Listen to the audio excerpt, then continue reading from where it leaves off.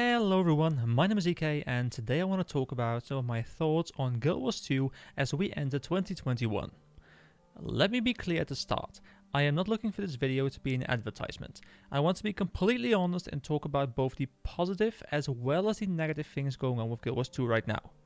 Having said that, I do believe it is currently the best MMO on the market. I want to present the current state of the game by talking a bit about all the game types and activities within the game. At the end, I will also run through some of the frequently asked questions that I come across all the time. The first thing I want to talk about is the current state of PvE. People always say instant endgame content is the most important thing in any MMO. While Guild Wars 2 definitely offers a lot more in other areas than most MMOs, I still do believe that instant content is the single most important thing. So how is it doing? Well, as I'm creating this video, there has not been a raid released in 1.5 years, and dungeon-like content is added maybe once or twice a year. Now you might think this is horrible pacing and the game modes are completely dead. On one hand, you're right, the development is a lot slower than most of the hardcore community would like to see. However, from a new player experience, it is actually not bad at all. One thing to keep in mind is that Guild Wars 2 does not increase the level cap, nor has it added new tiers of gear since 2014. This means that every type of instant PvE content is still playable and rewarding to this day. You are not just farming the latest raid wing while abandoning everything else. The community is still clearing the first raids on a weekly basis. While I would love to see more development time being devoted to instant PvE content, there is years and years of instant content to go through as a new player. The best thing is that while all of it is playable, none of it is actually required to participate in subsequent content. But what about open world PvE? How is the leveling experience? How is the open world experience after you hit level 80? The leveling experience, while fine-tuned since launch, is mostly identical. You get experience for literally everything, and getting to level 80 is both a fast process as well as the most fun out of any MMO in my personal opinion.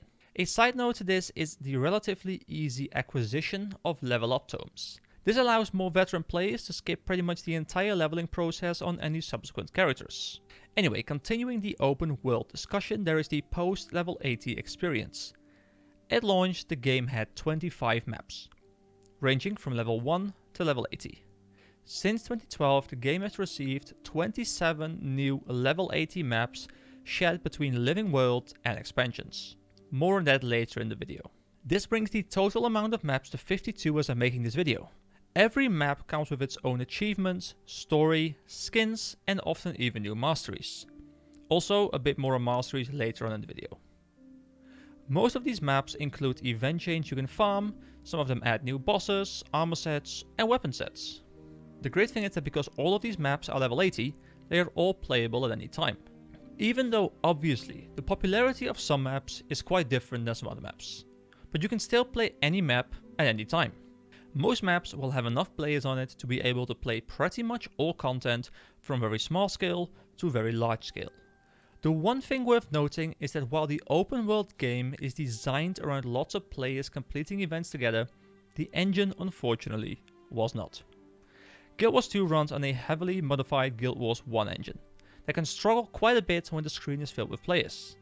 While the downsides can be quite significantly reduced with some smart graphic option choices and a performance enhancing mod, the game rarely locks to 60 while in large groups of players. Alright, so let's circle back a little bit and talk about the previously mentioned mastery system. So, living world and expansions add masteries. These are upgrades you can use on any character on your account. These masteries range from being able to glide, ride and upgrade mounts, use bouncing mushrooms, detect treasure, resist environmental poison, and much more. These masteries can be leveled with a combination of getting experience and acquiring mastery points in the associated areas. This allows for an account-wide progression system that keeps track of your total mastery points used. You can unlock every mastery in the game and you can use any unlocked mastery on any character. This includes non-level 80 characters. Alright, so PvE in general is doing quite well. But what about the PvP game modes? Guild Wars 2 has two types of PvP. One of them is your standard instant PvP. The main game type is a 5v5 game where you get points for controlling areas of the map.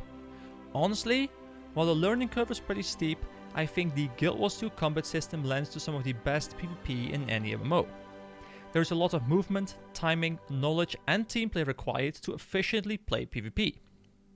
The main downsides are that the PvP player base is relatively small and that there is currently a problem going on with people using hacks to get an unfair advantage. ArenaNet seems to either not care or is incapable of properly fixing the issues with hacking.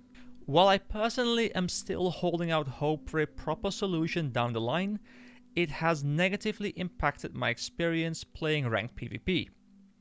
To sum it up, I think the PvP is amazing, but the current issues simply don't allow me to recommend this game if instance PvP is your only enjoyment in an MMO. So, instance PvP is not that great right now. But what about the other type? Guild Wars 2 has a game type called World vs. World. Servers fight one another in huge maps for control of camps, keeps and castles. Controlling these objectives allows the server to get points and eventually win the matchup. You can play this game mode either roaming around alone or in a small group to pick off stragglers from the enemy server, or you can join big groups of people fighting in huge battles that remind me of the Lord of the Rings. Some of my best experiences are long battles with two groups trying to find an opening to attack the other, waiting for one to overstep so that they can get the advantage. I'll be honest, while I really love the game type in theory, I often get quite burned out playing it. The game mode requires pretty good cooperation from everyone in the group. While this is one of the things that makes it super fun, it is also something that can make the matchups very lopsided. Sometimes to the point where a server is practically being farmed around their spawn. Another downside is the lackluster rewards. Compared to both PvP and any sort of PvE, the rewards, besides unique world vs. world only rewards, are very lackluster. Alright, so we've talked about the three main game modes, and by now you are probably wondering why you should be playing the game. After all, you just read that there is not a single perfect game type. So let's talk about why you should be playing this game anyway. Development is not the fastest. That's true. However, everything from launch to now is playable and relevant. While the total amount of content might not compare to the other big MMOs, the amount of relevant content far surpasses all of its competitors. There is also a lot of different skins to collect. All of them are stored in your wardrobe and accessible on any character that can use said skin. The game is often referred to as Fashion Wars, for good reason. There are so many skins and dyes available that it really is easy to create a unique look. The game is also super alt friendly. As mentioned before, it is very easy to level alts. Most of the rewards in this game are also account bound, meaning you can play pretty much any content on any character and make progress to the same goal. There's also the mastery system, which is in place to add horizontal progression after your character can no longer become stronger in combat. Every class receives a new specialization in every expansion. These are very extensive and practically function as new classes. With there currently being 9 classes with 2 specializations each, that brings the total to either 18 or 27 classes, depending on if you count the base class as one as well. And the last thing is convenience. This game has so much convenience that I find it hard to go back to other MMOs. You can deposit your materials from your inventory, gold is shared across characters, skins are account wide, and many more similar features make the game very streamlined. Alright, I could keep talking about pros and cons for another 30 minutes or so. However, I don't want to make this video drag on even longer than needed. So all that remains for me is to discuss some of the most frequently asked questions I see on the internet. Starting with the most important one. How exactly does the payment model of Guild Wars 2 work? Guild Wars 2 has a completely free-to-play base game with some restrictions in place. These restrictions will be removed when you buy the expansion. Because you get the first expansion for free when you buy the second one, there's only one purchase to be made. Okay, so here is where it gets kind of tricky, because a lot of people will buy the expansions and think they have all the content in the game unlocked.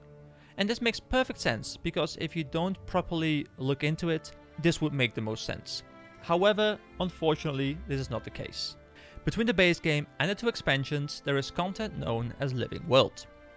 Living World are individual story steps released every couple of months that bridge the gap between expansions. They are for the most part on par with the expansions, but don't often add new assets to the game.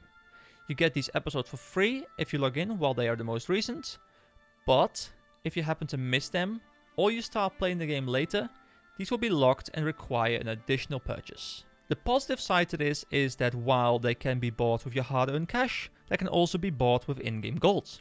While the episodes are more than worth their price, the ever-increasing amount of them adds to the barrier of entry for new players. Even though they can be bought cheaper in bulk and are discounted quite regularly, I do hope they add them to the expansions somewhere down the line. Alright, the next question is, do I need the expansions to play the game? The short answer is no. You can play the game as we experienced it at launch for free. This is barring some mildly annoying free-to-play restrictions. There is, however, no content from the base game that cannot be played for free. Alright, so the next question is, what mods are recommended? Now, there is not a single mod in the game that is absolutely required. The main thing I recommend is the DirectX 12 Performance mod. I have done a couple videos about this and you can check them out by clicking the links in the video description. There are also some graphic mods available by using either Reshade or NVIDIA Game Filter, the latter one requiring an NVIDIA video card. I've also done a recent video on the NVIDIA Game Filter, so check it out below as well. While there are definitely some other mods available, such as a DPS meter, a mount selection radial, and an overlay used for guides, none of them are really that useful until you get into the end game. So what if you pick the wrong skills? This is impossible. You can unlock any skill and you will still have leftover skill points at the end. Just level what sounds fun to you, and don't worry about min-maxing, you will have everything unlocked in the end. And then the final question I see all the time, what class is best? Well, obviously, different classes work better in different scenarios. Every single class in this game is viable. Barring the speed clear PvE community or high level PvP, you can play pretty much any build in any content and get some decent success. Alright, there is so much more that I could talk about, but I've been recording for a long ass time and I don't want to make this video an hour long. So I hope this gives you a proper overview of what to expect going into Guild Wars 2 in 2021. It is very important as a final note to mention that an expansion for 2021 has been announced. So if you're looking to hop into a new MMO, this might be the perfect time to start, so you can unlock everything you want and then, move straight into the expansion as it drops later on in the year. So thank you very much for watching, guys. I hope you enjoyed this video. If you do have any questions regarding anything I've talked about in this video, feel free to leave a comment down below and I'll gladly respond. So thank you very much for watching. Have a nice day and I will see you around. No, Kunavine. It does. They need me.